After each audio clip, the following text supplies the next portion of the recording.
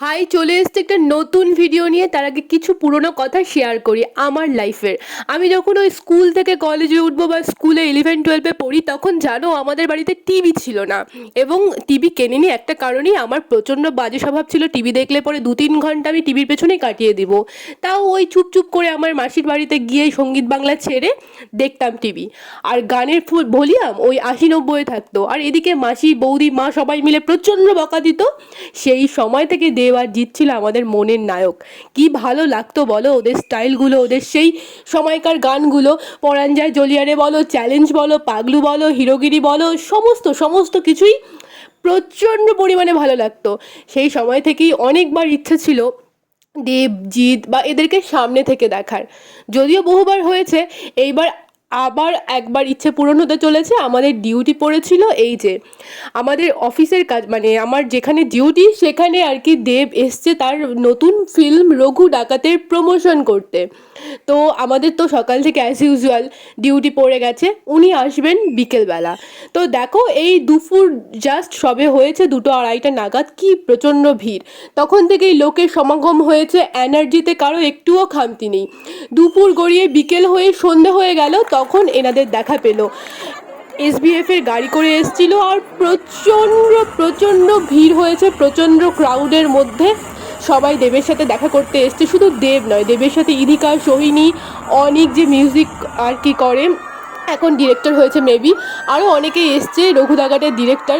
তো সবার সাথে আর কি সামনে থেকে দেখলাম, ভালো লাগলো। প্রচণ্ড ক্রাউড হচ্ছিল, আমি যতটুকু সম্ভব পেরেছি ভিডিও করেছি, কেননা আমাদের তো ক্রাউড প্রোটেকশনের দায়িত্বে ছিলাম।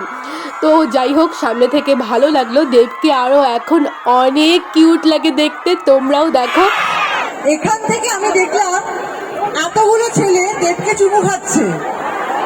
আমি একটা ছেলেকে এত ভালোবেসে চুমু খেতে এতগুলো ছেলেকে প্রথমবার দেখলাম। ওরে বাবা,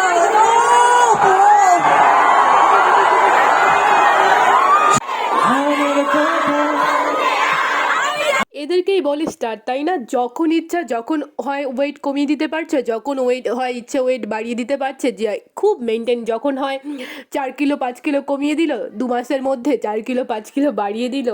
মেকআপ, মানে জাস্ট ল্যাভিশ লাইফস্টাইল। ভালোও লাগে দেখতে। সারাদিন এই রোদ বৃষ্টির, রোদ ঝড় জলের পরে এই সন্ধ্যের এইটুকু সময়ের মধ্যে বেশ মনটা ভরে গেল।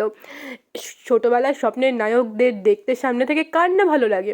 বিশেষ করে আমার সোহিনীকেও খুব পছন্দ। আর সত্যি কথা, সোহিনীর অ্যাক্টিং দেখতেও আমার প্রচণ্ড ভালো লাগে। তো এই ছিল আজকে এনাদের সাথে কাটানো সন্ধ্যের মুহূর্তটা। দেব, ইধিকা শুধু নতুন বইয়ের প্রমোশন, নতুন সিনেমার প্রমোশন করতেই আসেনি, তারা প্রচুর প্রচুর প্রচুর পুরানো সিনেমা, যেরকম পরাণ যায় জ্বলিয়ারে, আরও ইত্যাদি ইত্যাদি, নাচও করেছিল, ডান্স করেছিল আমাদের সামনে সবাইকে আর কি আনন্দ দেওয়ার জন্য। বেশ ভালো লেগেছে, সত্যিই খুব ভালো লেগেছে। ইদিকাকে খুব মিষ্টি দেখতে, খুব ভালো লেগেছে। সব করবে, কিন্তু তার পাশাপাশি রঘু ডাকাত যেন দেখতে যাওয়া হয় প্লিজ। এটা আমার রিকোয়েস্ট। আরেকটা রিকোয়েস্ট। কিশোরী কিশোরী ওকে ওকে কিশোরী, কিছু মনে আছে? সব কিছুই ঠিক ছিল, ভালোও লাগছিল, কিন্তু তার মাঝখানে মাথায় একটা টেনশন ঘুরছিল যে আমার মাম্মাম বাড়িতে কি করছে। এই সবের মাঝখানে অনেকটা সময় পেরিয়ে গেছে, এবং আমি বেশ রাত্রি করেই দেখো, তখন বাজে প্রায় 10টার কাছাকাছি বাড়িতে ফিরলাম, সব ছেড়ে ডিউটি কমপ্লিট করে।